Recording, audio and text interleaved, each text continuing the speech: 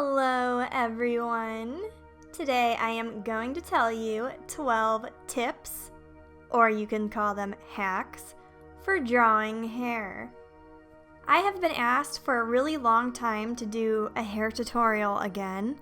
I've done them in the past, but I decided that it was time to do a very in-depth tutorial. So I hope this helps you, and you can feel free to pause at any time to do the steps I'm doing, whatever you want. The first thing we're going to do is we're going to pick a basic shape for drawing our hair. Now, if you look on the right side of the screen, you're going to notice that there are the tips on the side. Sometimes there's going to be a do section and a don't section.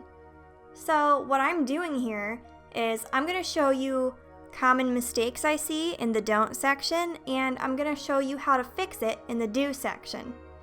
You can also look at what I'm drawing here and repeat that. What I am actually drawing with this red colored pencil is sections. So when you pick a shape, don't just draw a basic shape. Draw sections and kind of break it up. Hair is never just one blob shape. If you look at my don't do this section, you'll notice it looks very stiff. That's because the hair was not drawn in sections. See, the hair that I'm drawing here with this red colored pencil on the left side is broken into sections so it looks more loose. We will further discuss hair looseness later, but for now just focus on a couple sections and making your shape. Now let's talk about color schemes. What works and what doesn't. That does not work, but this works. So you have to pick things within a certain color family. If you want to do multiple colors, then do something that complements each other. I'm going to show you how I swatch, and my method is not a clean method. I don't think swatching should be a clean kind of thing. It's supposed to be messy. This is where we kind of learn and visualize what works and what doesn't. Some colors are similar, some colors, they just don't work. Like ash rose did not work for me, sand worked, skin white worked, so I eliminated some and added others. I ended up with this final palette, and I will be using that to draw our hair today. Let's repeat the process one more time to make sure we have it down. I will swatch with blues and teals this time. So I'm going to mess up here and there on this card, and then I'm going to eliminate some just to show you my process again.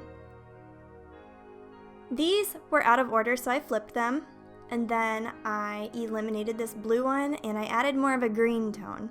I felt like that would work better for my liking, but you can do whatever suits your fancy. This was the final palette that I chose. Hopefully that helps you swatch your hairs in the future. Next, let's discuss the direction with which we draw hair. This is probably the biggest struggle I see when people come to me and ask, how can I improve my hair? So I'm going to discuss drawing with direction. Hair is one of those things that requires a lot of line work. Lines are a really big deal, and we will discuss that soon, but when you color in your hair with those lines, you have to go in a certain direction. You can't just fill it in randomly, but instead, you have to draw in the direction that the hair is flowing. Now, we can discuss line length. So line length is a big deal with hair because hair kind of has a pattern to it, and we can't draw a line that goes the full length of the hair and expect to have a realistic hair. Because hair twists, turns, and curls, there are different lengths of lines to convey those patterns. Therefore, drawing a line that is the complete length of the hair would omit those realistic patterns that we are trying very hard to achieve. Watch how I do segmented lines right now. I kind of start thick and lift as I go, and these are very short, choppy lines. You can see in my don't section that the long lines actually look kind of pretty in wavy hair, but try it on a straight hair and it will look super stiff. Believe it or not, the next hack for drawing hair is how you hold your utensil. If you hold it loosely, your lines have a more natural effect.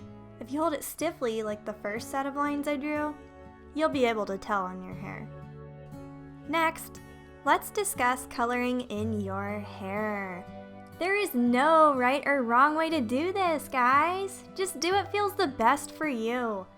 I prefer dark to light with marker to save ink, but with paint, I like to fix my mistakes, so I do it the opposite way, light to dark. Let's do a hands-on exercise for the next one. Pick up your hair and drop it while looking in the mirror. See how gravity pulls it down? It doesn't pull it down perfectly. Sometimes it tangles and twists and does all sorts of things. And it's okay to draw those imperfections. Why doesn't hair stay in knots, but headphones always tangle up? According to Bauman Medical, people are born with about 100,000 hair follicles on their scalp to start out with. Now, the color of hair you have kind of determines how many hairs you supposedly have on your head. Like blondes have 150,000 on average, redheads about 90,000, people with black or brown hair about 100 to 110,000. So I just want to stress that you don't have to draw every single strand. That's honestly impossible. We don't have time for that, so don't worry about it. Also, straight hair doesn't have perfectly straight lines. I mean, you just saw me dropping my hair, and some of it isn't perfectly straight. It's okay. Also, for good quality hair, patience is key. Remember how I told you I was going to talk about lines later? Well, it's that time. So, with semi-realistic hair drawing, which is what I'm doing here, I'm using Copic markers, we're going to talk about how we blend our colors, how we still convey those lines in the hair while blending. What on earth? Seriously, that just seems a little mind-boggling, right? Well, you do so by focusing on the pressure and thickness of your lines. So if you press hard, your line is going to be thick, right? But if you press lightly, your line gets thin. What if you combine that with your lines and use it to blend? So start off by pressing heavy, get that pressure real hard, and then lift that pressure as you draw your line and it gets thinner. And then that's what you do to kind of blend your color, but still create the effect that there's hair and that there's lines going through your hair.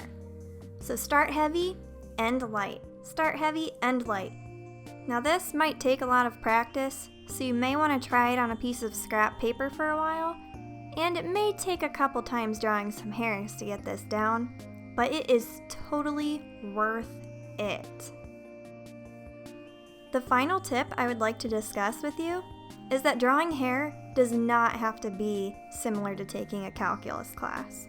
It does not have to be like rocket science or anything that is super complicated and hard. A lot of people tell me they avoid drawing hair because it really stresses them out. So I'm going to challenge you to try to turn off your mind when you draw hair. Hair is actually one of the most de-stressing activities for me, believe it or not. It's just one of those things that, if you just focus on those lines and the pressure and all of that, and you get into your groove, it almost feels soothing, and it almost just kind of takes the stress away. Sure, it takes a lot of time, and it's a big commitment to draw long hair like this, it really is. But it really isn't like an equation or anything. If you just pay attention to gravity and the steps I said before, it's okay. I mean, you can watch this video over and over if you feel stressed out. And if you still feel stressed out about it, comment down below and let me know where you're struggling. I would love to answer your questions and help you get through this. My goal here is that all of you feel comfortable drawing hair. You guys all have so much potential, and I think you're so amazing, and I really hope this video helps you. But as I said, if it doesn't, and if you're still stuck, please comment down below, and I will reply to you. I really hope that you got everything you wanted out of this, But if not, let me know where I can improve too. Let me know if there's anything else you want me to discuss. I will probably do a couple more hair tutorials in the future. Anyway, I filled in her skin color just so you could see what it would look like up against other colors and stuff. Just something simple. If you like this video, please give me a thumbs up and subscribe to join the art family. Have a wonderful day, and I will see you in the next video.